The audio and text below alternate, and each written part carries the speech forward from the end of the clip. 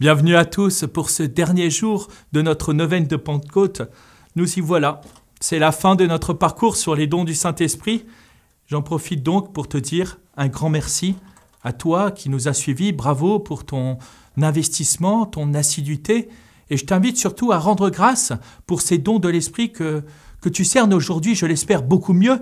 Déjà par le simple fait d'en avoir une meilleure compréhension, mais surtout parce que tu es à présent bien plus capable de laisser ces dons être à l'œuvre dans ta vie.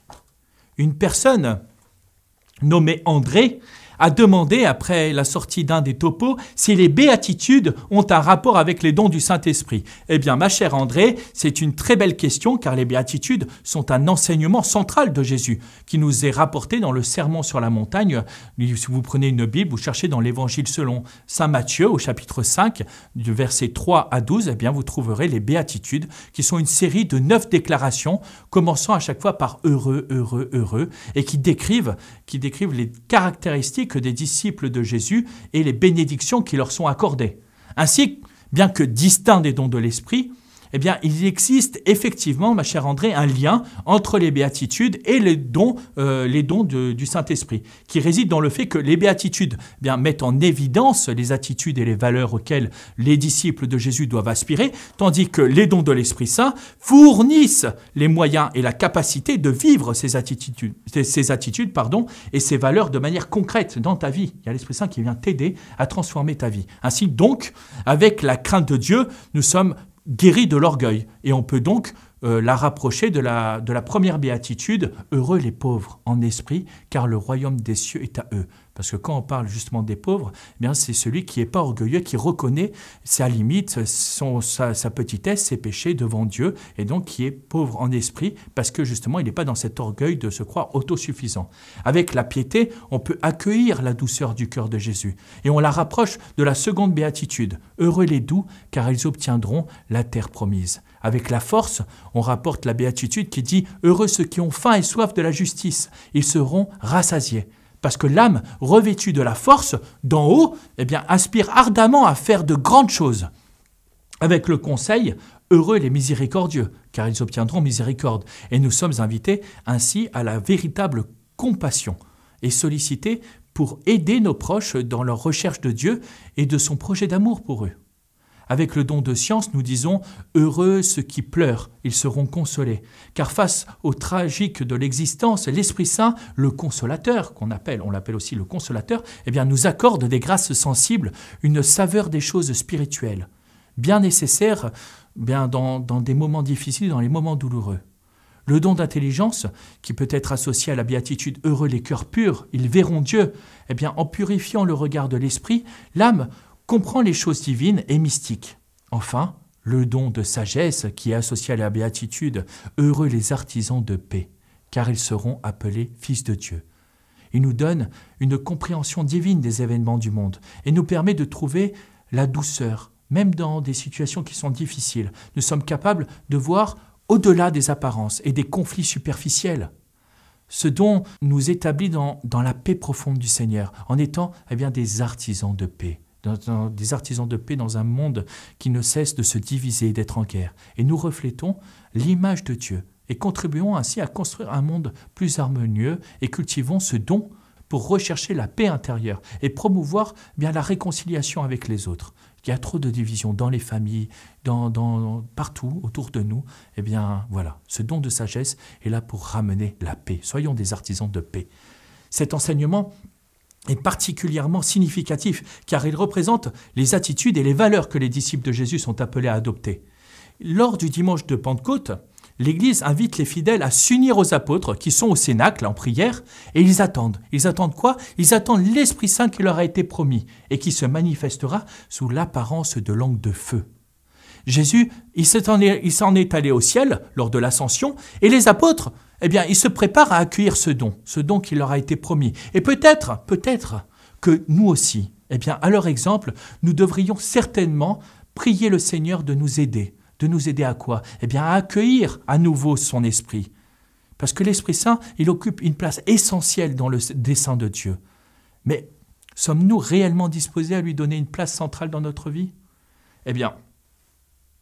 Si tu es avec moi aujourd'hui, C'est certainement, en tout cas, que tu fais partie de ceux qui veulent cette joie, qui veulent cette lumière dans leur vie. Donc, ainsi, moi j'aimerais développer une dernière fois ces 7 dons de l'Esprit afin que tu sois réellement disposé à accorder une place centrale à l'Esprit Saint. Et je sais que tu saisis toute l'importance de faire cela. Récapitulons simplement. Les 2 premiers dons de l'Esprit que nous avons vus dans les vidéos 2 et 3.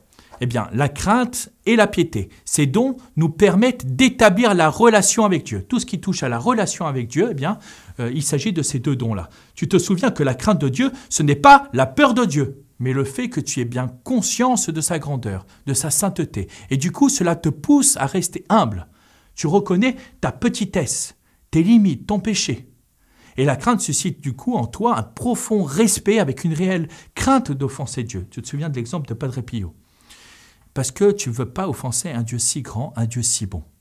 Et l'Esprit Saint associe le don de crainte à celui de piété. Pourquoi il fait ça? Eh bien parce que la crainte, ça établit une sorte de distance entre toi et entre Dieu et sa créature. Eh bien à l'inverse, la piété, ça nous rapproche dans cette relation, avec bien cette image un peu d'un enfant qui appelle et crie vers son père. Du coup, bien te voilà comme un petit enfant dans les bras peut-être de Marie. Et tu l'as bien compris, la crainte et la piété, on se situe dans le domaine de la relation avec Dieu. Le premier nous faisant adorer son immensité et le second, eh bien, sa proximité. Ensuite, nous avions vu dans les vidéos 4 et 5 le don de conseil et de force. Ces dons, eh bien, ils t'aident à accomplir la volonté de Dieu. Tout ce qui touche à la volonté de Dieu, eh bien voilà, c'est le conseil et la force. Le conseil, ça te montre le chemin et la force, eh bien, ça te permet de le suivre. Ce chemin, tu arrives à le suivre avec le don de force, malgré toutes les difficultés qui peuvent s'y trouver ou que tu pourrais rencontrer. Bref, en résumé, on essaie de mettre en pratique, d'accomplir les desseins de Dieu dans notre vie avec ces dons de conseil et de force. Nous avions vu ensuite, dans les vidéos 6 et 7, le don de science et d'intelligence. Avec ces dons, te voilà paré pour contempler l'œuvre déjà accomplie par Dieu. On est dans la contemplation. Le premier, la science, c'est pour contempler la création. Tu te réjouis de la beauté de la nature, un peu comme le Cantique des créatures avec saint François. Tu t'émerveilles de tout ce qui t'entoure, de la création, du soleil, de la lune, des fleurs, tout est occasion de t'émerveiller. Et dans le deuxième, l'intelligence, lui par contre, il se rapporte davantage à l'étude des Écritures, à ta compréhension de la parole de Dieu. En gros, un jour, tu vas lire un passage de la Bible et là, tu vas te dire « mais c'est un truc de malade, c'est un truc de malade !» Mais dans le bon sens, hein, on est d'accord. Enfin, eh bien, dans la 8e vidéo, nous avons exploré le plus grand de tous les dons, la sagesse. Ce don, il te permet d'être profondément uni à Dieu, de voir et de juger toute chose à travers son regard. Lorsque tu reçois ce don de sagesse, tu réalises que ce n'est plus ta propre volonté qui guide ta vie, mais c'est le Christ qui vit et qui agit en toi. C'est grâce à cette sagesse que tu es littéralement transformé, que tu vis en communion avec Dieu et que tu es lumineux en étant une lumière du Christ dans le monde. L'Esprit Saint nous a généreusement accordé ces précieux dons. Ne passons pas à côté et faisons appel à lui le plus souvent possible. L'Esprit Saint, c'est un forfait no limite. Alors n'hésite pas à l'appeler.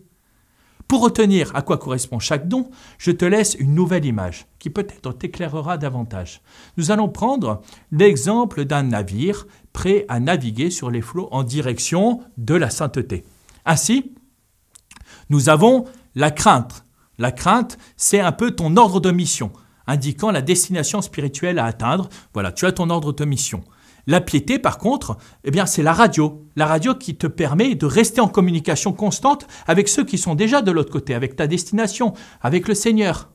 Le conseil, ça sera ta boussole dans le bateau, dans le voilier, t'indiquant un peu le cap à garder. Malgré que tu puisses tanguer, que tu puisses un peu dévier, ben la boussole, ça t'indique le cap, la direction à prendre. La force, ça serait quoi? Ça serait le moteur qui permet à ton bateau d'avancer.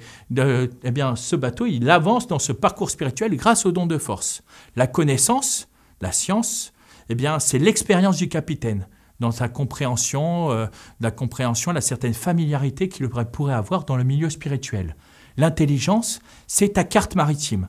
La carte maritime, ça t'offre une vision globale de ton itinéraire et de tous les choix que tu peux faire. Là, tu as une vision d'ensemble sur la carte, tu vois un peu tout.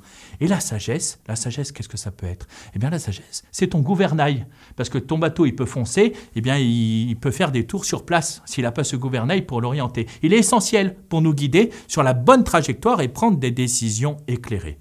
Ordre de mission, la radio, la boussole, le moteur, ton expérience, la carte maritime et un bon gouvernail, et te voilà prêt à naviguer avec les dons de l'Esprit Saint sur ton itinéraire de sainteté. Avant de nous quitter, il est cher à mon cœur de partager avec toi mon secret pour être parfaitement prêt pour accueillir et disposer des dons de l'Esprit. Mon secret, c'est une personne extraordinaire, une personne magnifique, une personne que l'on appelle la bienheureuse Vierge Marie. Réalises-tu que lorsqu'elle demande quelque chose à Jésus, et ça c'est un truc qui me fascine, imagine, tu as la Vierge Marie qui va voir Jésus, qui lui pose une question, et bien Jésus quand il lui répond, il dit « Maman, maman ». Si tu essayes d'imaginer la scène, eh bien déjà tu comprends toute la grandeur.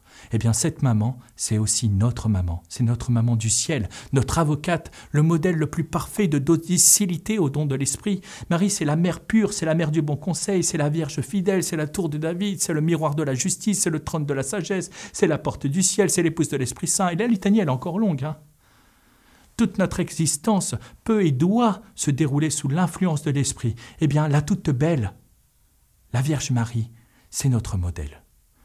Et que penses-tu que les apôtres ils ont fait? Que penses-tu que les apôtres ils ont fait à Pentecôte, durant la Pentecôte? Eh bien, ils se sont regroupés où? Autour de Marie. Avec elle, ils prient mieux. Près d'elle, ils ont confiance. Sa présence leur donne de la force et du courage. Ils se modèlent sur elle. Et c'est dans cette sérénité qu'ils attendent l'Esprit Saint. Ils attendent que l'Esprit Saint vienne sur eux. Et ils ont bien conscience de leurs défauts. Ils ont bien conscience de leur lâcheté. Ils ont même eu peur au point de s'enfermer par crainte des Juifs. Et pourtant, eh bien, la seule présence de la mère de Jésus les rassure, les met en position de réceptivité. Elle les prépare, la Vierge Marie, elle les prépare à ce qui va arriver. Le Saint-Esprit, il n'aura pour ainsi dire qu'à parachever le travail. Le travail de qui? Eh bien, de sa fidèle épouse. Eh bien, l'Esprit Saint, lorsqu'il descendra sur les apôtres, il les trouvera merveilleusement disposés et parfaitement préparés. Et du coup, eh bien, les dons de l'Esprit auront leur pleine efficacité en eux, car ils ont fait leur retraite avec Marie, avec la Mère de Dieu. Si tu veux, Marie sera ton aide pour faire vivre ces dons de l'Esprit. Si tu lui demandes, Marie, elle t'obtiendra la grâce de cette adhésion confiante aux inspirations de celui qui a envahi ton âme au jour de ton baptême. Si ton amour pour Marie il est sincère, elle créera en toi un climat de disponibilité intérieure prompt à cet esprit divin qui peu à peu transformera ta vie. Il y a Saint Louis-Marie Grignon de Montfort, un autre saint que j'aime beaucoup, qui disait que l'Esprit Saint, le Saint-Esprit, est devenu fécond par Marie qui l'a épousé. C'est avec elle, en elle et d'elle qu'il a produit son chef-d'œuvre, Jésus qui est Dieu, fait homme et qu'il produit tous les jours jusqu'à la fin du monde à travers les membres du corps de ce chef adorable. Et c'est pourquoi il trouve Marie, sa chère et indissoluble épouse, dans une âme. Plus il reconnaît qu'il y a cet amour de Marie dans une âme, plus il devient opérant pour produire Jésus-Christ en cette âme. Et cette âme en Jésus-Christ. C'est vraiment magnifique. Et je t'invite, eh bien, si tu le veux, si tu acceptes de faire cette démarche avec moi, eh bien à conclure avec moi ce parcours sur les dons de l'Esprit Saint par une prière pour demander l'effusion de l'Esprit dans notre vie. Au nom du Père et du Fils et du Saint-Esprit. Amen. Jésus, je sais que je suis à toi et que tu es à moi pour toujours. Je te rends grâce de m'avoir donné ton esprit lors de mon baptême et de ma confirmation, pour que je puisse vivre une nouvelle vie en union avec toi. Renouvelle en moi ton esprit. Remplis-moi davantage de ton esprit. Comble-moi d'une nouvelle plénitude de ton esprit, de manière à ce que je trouve de nouvelles lumières dans les Écritures, un goût nouveau et la persévérance dans la prière. Que je puisse te trouver quand je reçois les sacrements. Que j'aime comme tu aimes. Que je pardonne comme tu pardonnes, que j'intercède comme tu intercèdes, Que je sois témoin comme tu fus témoin de la vérité pour le bien de ton peuple. Que je goûte la paix et la joie que tu as promises. Remplis-moi, Seigneur, remplis-moi de ton esprit. Remplis-moi de ton esprit, ô Seigneur, car je désire être transformé et recevoir tout ce que tu veux me donner, toi qui es amour et miséricorde.